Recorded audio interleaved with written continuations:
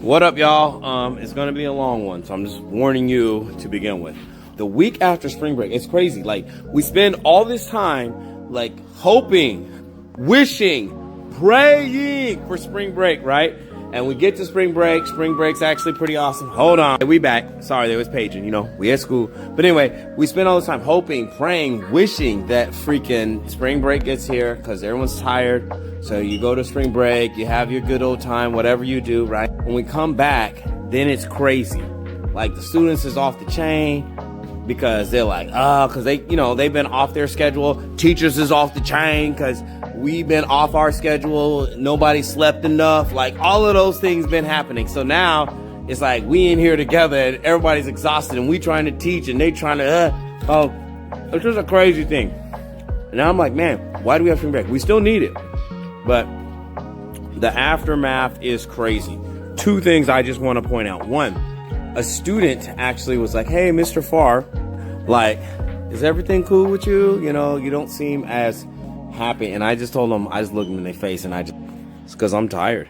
I just said, they're like, you're not your normal, like, joyous self. I'm like, because I'm just tired. They're like, well, I could tell. I'm like, well, I'm sorry. They're like, well, I hope your day goes better. And I was like, man, that is so freaking nice.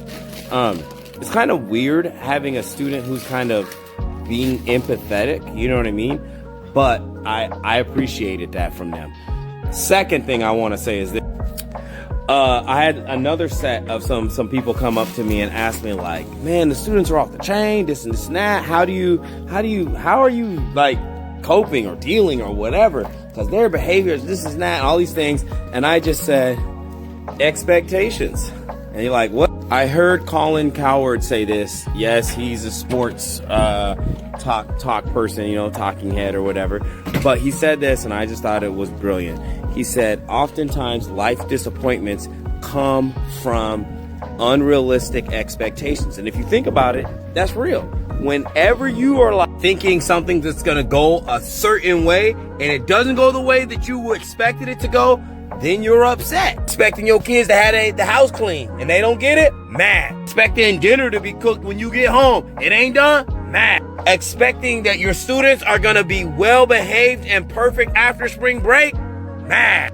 And I just said I expected them to be crazy. I expected for me to be tired and exhausted. I also expected this week to be long. Long story short, set realistic expectations. You'll be much better off.